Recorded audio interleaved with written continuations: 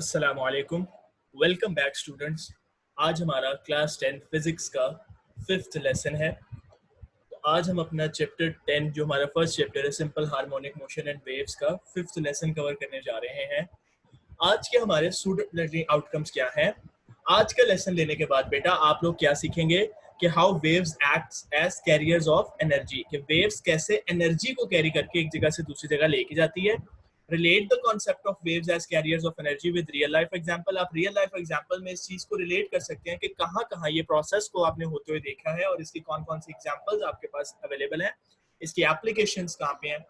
And lastly derive a relation between velocity, frequency and wavelength. हम एक ऐसा relation निकालेंगे जो किन चीज के दरमियान में होगा, वेलोसिटी, फ्रीक्वेंसी एंड वेवलेंथ, इन तीन चीजों के दरमियान में होगा। So without wasting any time let's start our session. सबसे पहले क्विक रिकॉल करते हैं, जो कुछ चीजें हमने पहले पढ़ी हैं उनको रिवाइज करते हैं। 9th क्लास में आपने ही ये पढ़ी होगी डेफिनेशन, चेंज इन वेलोसिटी की definition, change in displacement with respect to time is called velocity. So ये पुरानी चीजें हैं जिनको मैं आपके साथ रिवाइज करने जा रहा हूँ और इसको मैं जो है आपके साथ थोड़ा सा एक्सप्लेन कर देता हूँ ताकि आपको ये चीजें दोबारा से याद आ जाए उस तरह से। फिर हम अपना लेसन स्टार्ट करेंगे। तो सबसे पहले है वेलोसिटी। आपने वहां पे पढ़ा होगा rate of change of displacement with respect to time is called velocity, ठीक है। और change in displacement with respect to time is called velocity. These are both the same thing. मैं आपको बताता हूँ, displacement was the shortest distance between two points, और जब displacement को देखते हैं with respect to time, time के पर्सपेक्टिव में कितना डिस्प्लेसमेंट आया, ठीक है, तो वो क्या बन जाता है, वेलोसिटी हमारे पास। सेकंड पॉइंट हमारे पास क्या है, the number of waves passing through a point in 1 second is called frequency. किसी खास पॉइंट से जितनी नंबर ऑफ वेव्स एक सेकंड में गुजरती हैं, that would be our frequency. For example एक स्पेसिफिक पॉइंट ले लिया और उस पॉइंट के ऊपर से लेट्स सपोज ये जो पॉइंट यहाँ पे मेरे पास इसके पास लगा हुआ, ये एक पॉइंट है जहां से मैं कहता हूँ नंबर ऑफ वेव्स एक सेकंड में कितनी गुजरती हैं।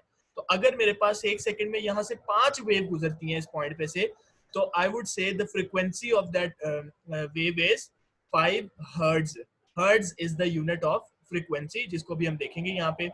And the least and the point is, the last point is the distance between the two consecutive crust और ट्रफ इज कॉल्ड वेवलेंथ। जैसे कि अभी हमने लास्ट लेसन जो किया था उसमें मैंने आपको बताया था कि what is a crust, what is a trough.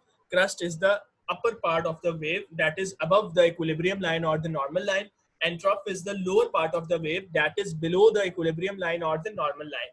So the distance between two consecutive, दो साथ साथ वाली क्रस्ट के दरमियान का डिफरेंस या दो साथ वाली ट्रफ का दरमियान का डिस्टेंस एक वेवलेंथ कहलाता है।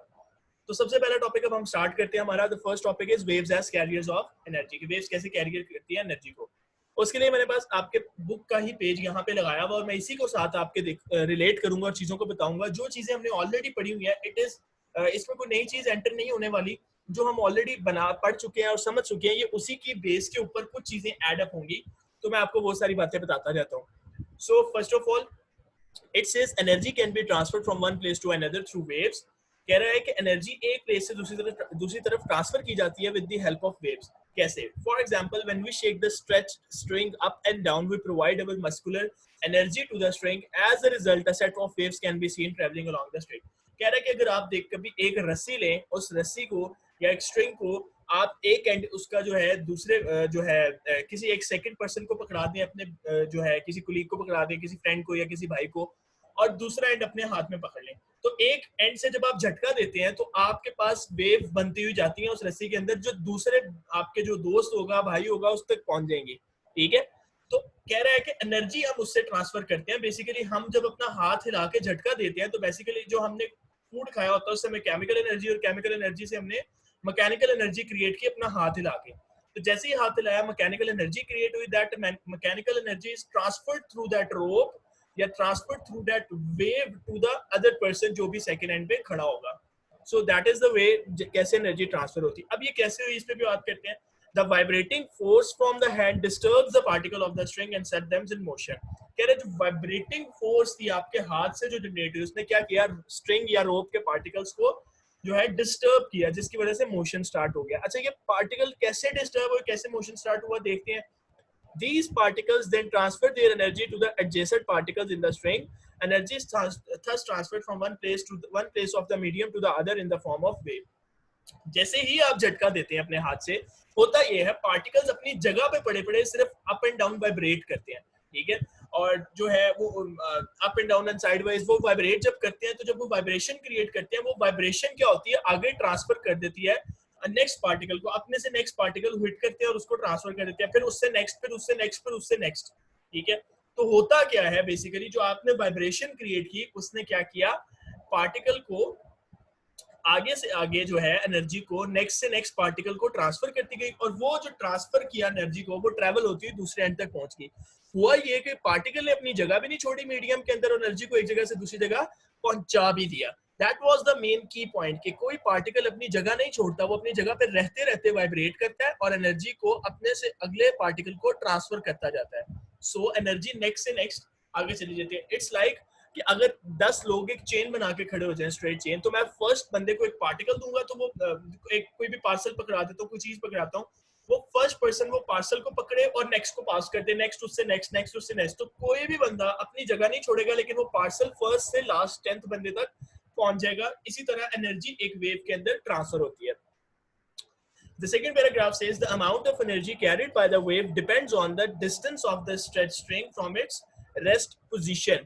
कह रहे the amount of energy carried by the wave, वो एनर्जी जो एक वेव ट्रेवल करती है, वो कैरी करके लेके जाती है, वो डिपेंड करता है किसके ऊपर, depends on the distance of the stretched string from its rest position. Rest position से लेके कहाँ तक, कितने distance तक लेके जाना है, because कह रहे that is the energy in a wave depends on the amplitude of the wave. If we shake the string faster, we give more energy per second to produce wave of higher frequency, and the wave delivers more energy per second to the particles of the string as it moves forward. यहाँ पे दो चीजों का जिक्र है। The first one says it depends upon the distance. तो इधर से जितनी दूर किसी एनर्जी को आपने ट्रांसफर करना होगा, देयर इज अ प्रोबेबिलिटी कि वो उस तरह जाते जाते दरमियान में लॉस ऑफ एनर्जी की वजह से डिक्रीज होगी और मिनिमम पहुंचेगी। अच्छा, second thing is the amplitude.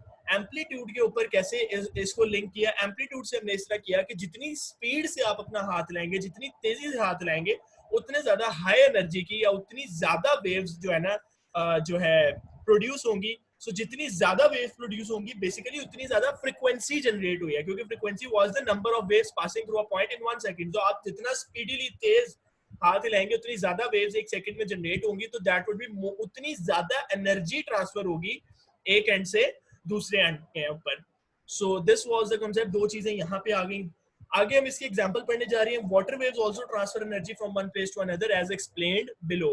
So next यहाँ पे आपके पास एक एक्टिविटी है, जिस एक्टिविटी को आप खुद घर में भी परफॉर्म करके दे सकते हैं। किसी कंटेनर के अंदर आप वाटर ले लें।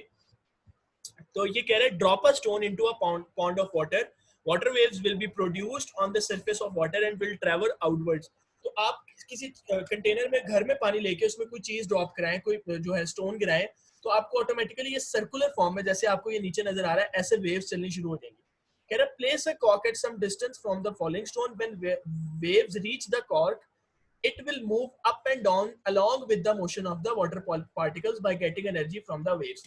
कह रहा है जैसे ही आपके पास अगर कॉर्क नहीं है, आपको पेज जो ले लें, कॉपी का एक पेज लेके उसका छोटा सा पीस फाड़ के जो है ना वहां पे डाल दें, होगा या कि जैसे ही वेव्स उस पेज के पेपर के पीस के पास पहुंचेंगी या कॉर्क के पास पहुंचती है, तो वो से क्या करती हैं, अप एंड डाउन मूवमेंट कराएंगी। क्योंकि वेव्स आपको नजर आ रहा है लेयर्स की फॉर्म में बनती कैसे आ रही हैं लहरें, तो वो उसको अप एंड डाउन मूवमेंट करा देंगे, ठीक है। और वो अप एंड डाउन मूवमेंट क्यों कर रहा है, क्योंकि वो जो स्टोन की एनर्जी थी वो वेव्स के थ्रू ट्रांसफर होती हुई किस तक आ गई, उस पेपर में आ गई।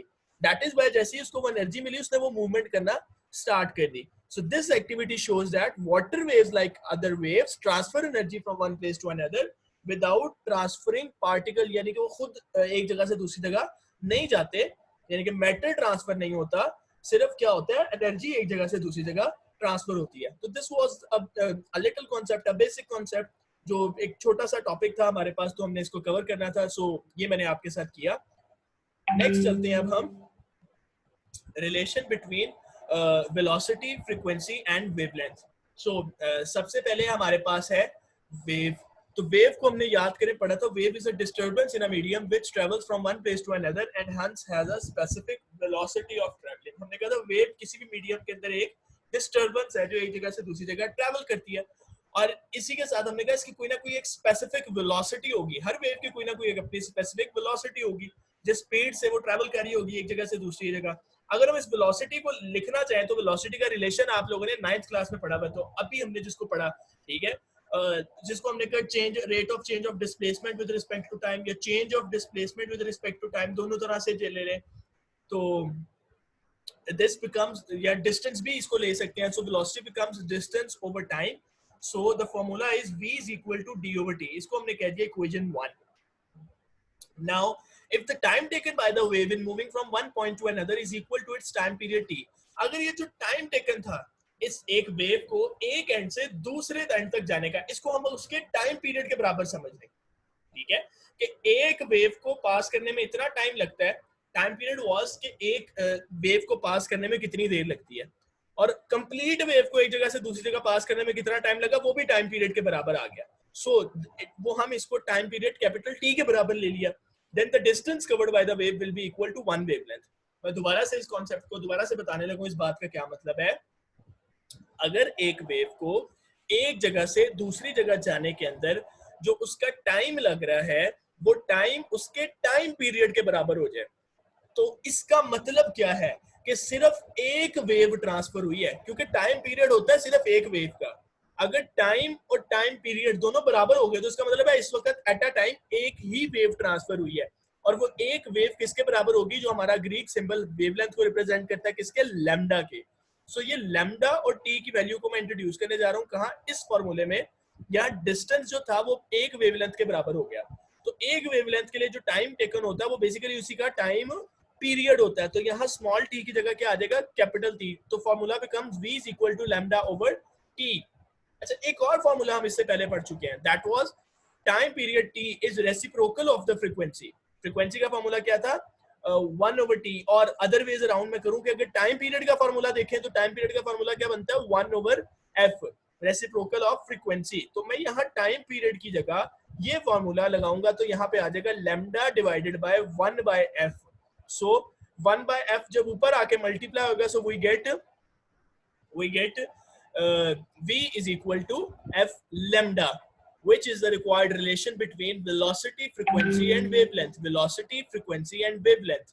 So above equation is true for both transverse and longitudinal wave. ये equation चाहे कोई transverse wave हो चाहे कोई longitudinal wave हो, दोनों के लिए as it is true है।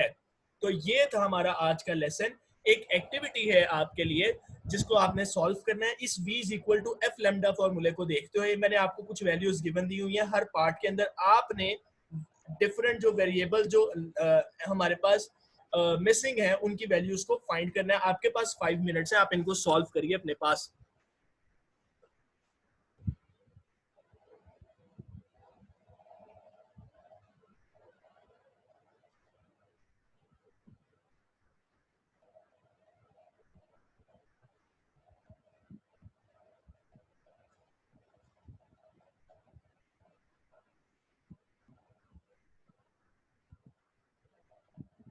As a hint, first one मैं आपके साथ थोड़ा सा डिस्कस कर देता हूँ सो दैट आपके लिए क्लैरिटी हो जाए। The frequency is 2 hertz, the wavelength lambda is equal to 10 metre, find v। तो formula is v is equal to f lambda.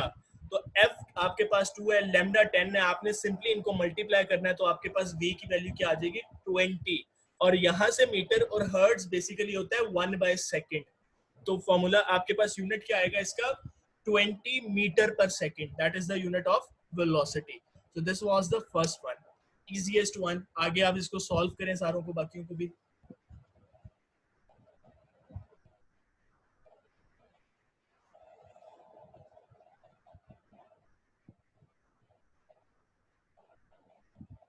So आपने इन सबको सॉल्व कर लिया होगा। Now I am going to show the answer of each and everyone. आपने इनका answer अपने questions के साथ टैली कर लिया। अगर किसी का नहीं रहता तो वो इसको बाद में स्टेप वाइज सॉल्व करे और आंसर यहाँ से टैली कर सकता है।